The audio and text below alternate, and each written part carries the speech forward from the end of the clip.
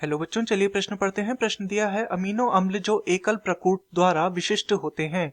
विकल्प ए है phenyl alanine और अर्जिनिन, विकल्प बी है ट्रिप्टोफैन और मेथियोनिन, विकल्प सी है वैलिन और प्रोलिन तथा विकल्प डी है मेथियोनिन और अर्जिनिन। तो इस प्रश्न में हमसे ऐसे अमीनो अम्ल के विषय में पूछा गया है जो केवल एक ही प्रकूट द्वारा या एक ही प्रकूट के द्वारा विशिष्ट होते हैं।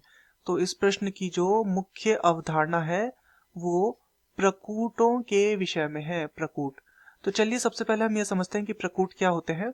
तो जो क्षारक होते हैं, क्षारकों का एक निश्चित क्रम, क्षारक का एक निश्चित क्रम जो कि क्या करता है, जो अमीनो अम्ल संश्लेषण में सहायक होता है, जो अमीनो अम्ल संश्लेषण करवाता है, अमीनो अम्ल संश्लेषण ये करवाता है, तो इसे कहा जाता है प्रकूट या कूट।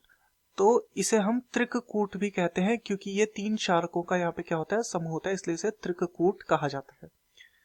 तो ऐसे कूट या ऐसे प्रकूट जो कि सिर्फ एक, केवल एक अमीनो अम्ल का संश्लेषण करते हो या केवल उसी के लिए कार्य करते हो, तो एक तो होता है यूजीजी जो कि कार्य करता है किसके लिए, ट्रिप्टोफैन के लिए, ट्रिप्टोफैन।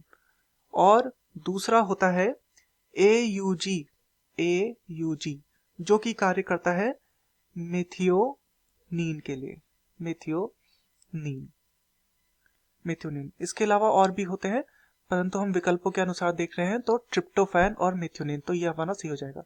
बाकियों का देख लेते हैं। फिनाइलिन और अर्जिनिन, तो जो फिनाइलिन होता है, फिनाइलिन के होते हैं 2 प्रकूट और अर्जिनिन के होते हैं 6 प्रकूट, तो ये हमारा गलत हो जाएगा क्योंकि यहाँ पर एक ही नहीं है।